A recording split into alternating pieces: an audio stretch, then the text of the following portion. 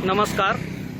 आज हमारी मुलाकात छत्तीसगढ़ राजनांदगांव जिले के प्रमुख शिक्षाविद में से एक इंजीनियर नीरज वाजपेयी सर से हुई, जो नीरज वाजपेयी इंटरनेशनल स्कूल के साथ नीरज विद्या मंदिर, नीरज पेरेंट्स प्राइड स्कूल और CBSE के साथ साथ स्टेट बोर्ड स्कूल के भी संचालक हैं।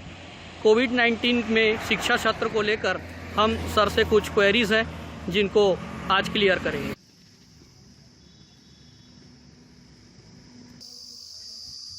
इस वर्ष कोविड-19 को लेकर शिक्षा सत्र के संबंध में आपके क्या विचार हैं?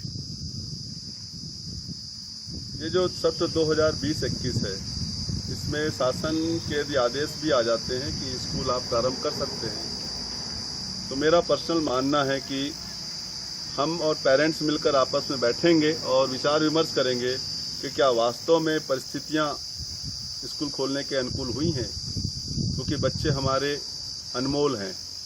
हम उनके जीवन के साथ कहीं पे भी कंप्रोमाइज़ नहीं करेंगे कि उन्हें कोई तकलीफ जाए। इसलिए हमारी कोशिश है कि जब अनुकूल परिस्थितियां सब प्रकार से हो जाएंगी, हम तभी शिक्षा सत्र पेरेंट्स के साथ उनकी सहमति से खोलेंगे और सभी बातों का ध्यान रखेंगे, क्योंकि बच्चों की जान से ज़्यादा कीमती हमारे लिए कोई भी चीज़ नहीं है। इसलिए हम इस वर्ष शिक्षा सत्र के फीस में कुछ बढ़ोतरी की गई है।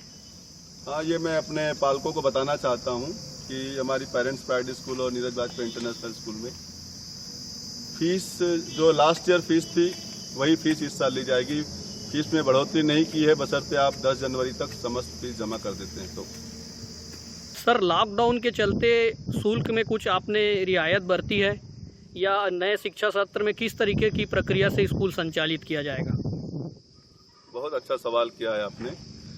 इस लॉकडाउन के कारण अभी बच्चे तो स्कूल आएंगे नहीं, तो पढ़ाई की यदि मैं बात करूं तो हमारे पास 2 ऑप्शन हैं। बच्चों को सुरक्षित रखते हुए हम ऑनलाइन पढ़ाई जारी रखें, क्योंकि इसके अलावा हमारे पास कोई दूसरा विकल्प नहीं है।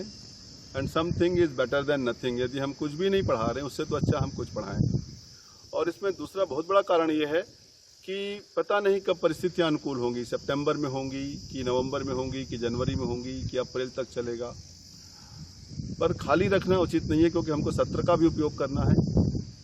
लेकिन जैसे ही परिस्थितियां अनुकूल होंगी, हमारी कोशिश रहेगी कि डबल मेहनत करके हम बच्चों को उस सत्र का पूरा ज्ञान दिला सकें। अभी चूँकि ऑनलाइन क्लासेस जारी रखना हमने अपने स्टाफ से कहा है। कुछ पालकों की डिमांड है कि हम बच्चों को बिल्कुल ही नहीं भेजना चाहते। मेरा उनसे आग्रह है कि वो एक एप्लीकेशन मुझे दे दें कि हम ऑनलाइन भी नहीं पढ़ाना चाहते और स्कूल तो आने का भी सवाल ही नहीं उठता। तो वो इस सत्र में यदि ड्रॉप लेना चाहते हैं तो हम उनसे कोई फीस नहीं लेंगे। वो अपना एक एप्लीकेशन जमा कर दें कि इस सत्र में हम इंटरेस्टेड नहीं हैं करके, ड्यू टू कोविड-19। इस वर्ष क्योंकि ट्रांसपोर्टेशन, एनुअल फंक्शन, स्पोर्ट्स, इन सब में और भी बहुत सारे मद में खर्च कम होगा, तो मैं पालकों को ये कहना चाहता हूँ कि जैसी भी परिस्थितियाँ होंगी उसके अनुसार जो भी हमारे खर्च में कमी होगी उसके अनुसार मैं ज़रूर उनको फीस में रिलैक्सेशन देना चाहता हूँ। वो आखिरी किस्त में उसको समायोजित कर देंगे, और या जिन्होंने पूरी फीस जमा कर दी है तो वो उनको नेक्स्ट ईयर में हम उसको एडजस्ट करेंगे। लेकिन इस वर्ष जो भी खर्च में कटौती होगी वो निश्चित रूप से पालकों को फीस में रिलैक्सेशन के रूप में देने का मैंने विचार किया है। और चूंकि ये भी निश्चित नहीं है कि सब कब तक चलेगा, इसलिए उसका मैंने डिक्लेरेशन नहीं किया है। लेकिन ये निश्चित है कि मैं गहराई से विचार कर रहा हूँ और रिलैक्सेशन के बारे में मैं बिल्कुल सोच कर बैठा हूँ कि कुछ न कुछ फीस में रियायत पेरेंट्स को मुझे देना है।